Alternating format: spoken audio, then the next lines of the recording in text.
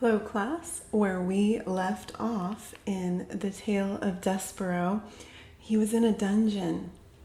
He met Gregory the jailer, and Gregory wanted Despereaux to tell him stories.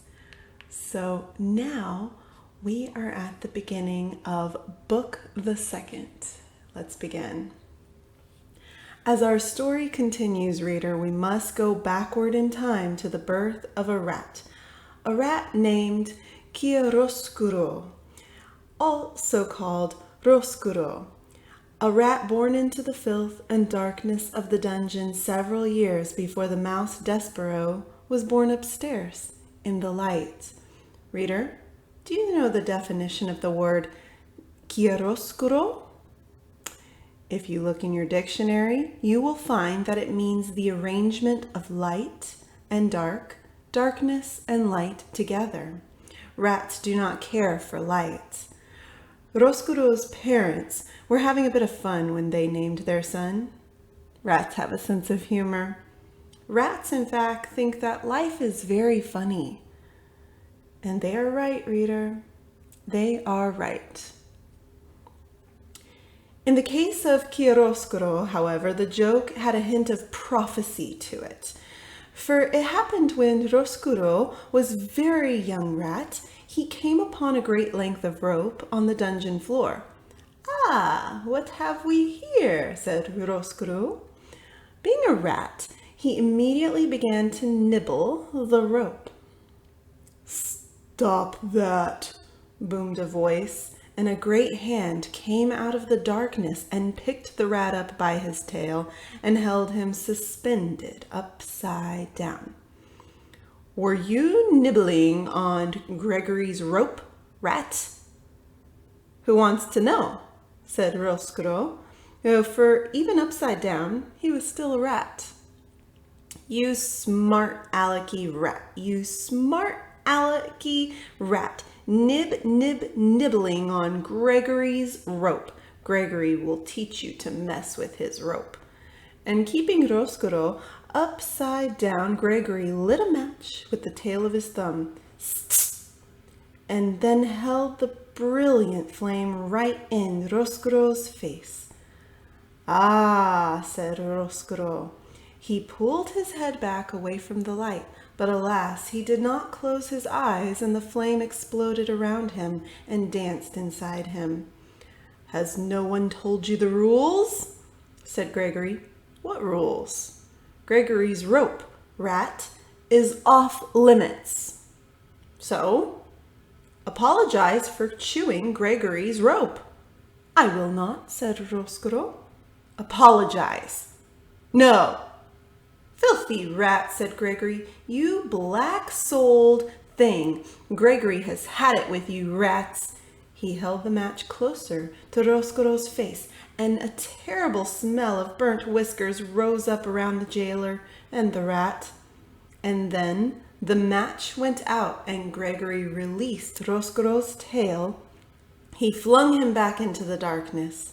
"Do not ever touch Gregory's rope again, or you will be sorry." Roscuro sat on the dungeon floor. The whiskers of the left side of his face were gone. His heart was beating hard, and though the light from the match had disappeared, it danced still before the rat's eyes, even when he closed them. "Light," he said aloud, and then he whispered the word again. "Light."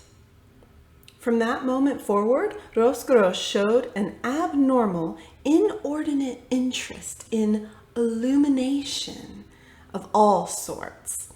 He was always in the darkness of the dungeon, on the lookout for light, the smallest glimmer, the tiniest shimmer.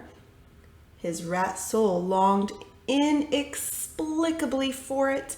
He began to think that light was the only thing that gave life meaning, and he despaired that there was so little of it to be had. He finally voiced his sentiment to his friend, a very old, one-eared rat named Botticelli Rimorso. "I think," said Roscuro, "that the meaning of life is light." "Light," said Botticelli.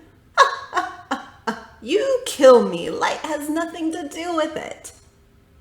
What does it all mean then? Asked Roscuro. The meaning of life, said Botticelli, is suffering, especially the suffering of others. Prisoners, for instance, reducing a prisoner to weeping and wailing and begging in a delightful way to invest your interest with meaning. As he spoke, Botticelli swung from one extraordinary long nail of his right front paw a heart-shaped locket. He had taken the locket from a prisoner and hung it on a thin braided rope. Whenever Botticelli spoke, the locket moved back and forth. Back and forth it swung. Are you listening? Botticelli said to Roscuro. I am listening. Good, said Botticelli. Do as I say, and your life will be full of meaning. This is how to torture a prisoner. First, you must convince him that you are a friend. And listen to him, encourage him to confess his sins, and when the time is right, talk to him. Tell him what he wants to hear. Tell him, for instance, that you will forgive him. This is a wonderful joke to play upon a prisoner, to promise forgiveness. Why? Said Roscuro. His eyes went back and forth, following the locket. Because, said Botticelli, you will promise it, but you will not grant it. You will gain his trust. And then you will deny him. You refuse to offer the very thing he wants. If forgiveness, freedom, friendship, whatever it is that his heart most desires, you withhold. And this point in his lecture, Botticelli laughed so hard he had to sit down and catch his breath. The locket swayed slowly back and forth and then stopped altogether. Ha, said Botticelli. You gain his trust. You refuse him and you become what he knew you were all along. What you knew you were all along, not a friend, not a confessor, not a forgiver, but a rat.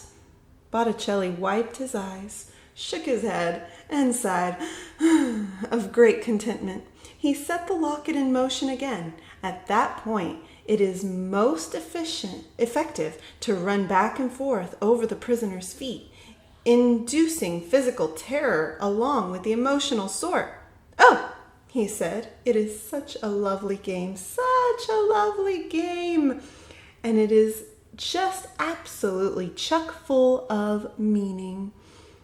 I would very much like to torture a prisoner, said Roscuro. I would like to make someone suffer. Your time will come, said Botticelli. Currently, all the prisoners are spoken for, but another prisoner will arrive sooner or later. How do you know this to be true? Because, Roscuro, thankfully there is evil in the world, and the presence of evil guarantees the existence of prisoners.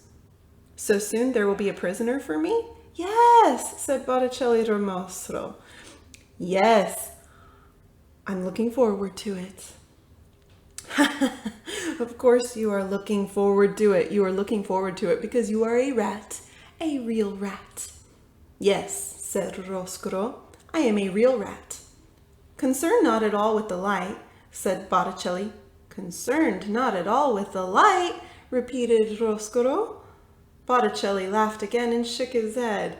The locket suspended from the long tail on his paw swung back and forth. Back and forth. You, my young friend, are a rat. Exactly. Yes, evil. Prisoners, rats, suffering. It all fits together so nicely. Oh, it is a lovely world. A lovely, dark world.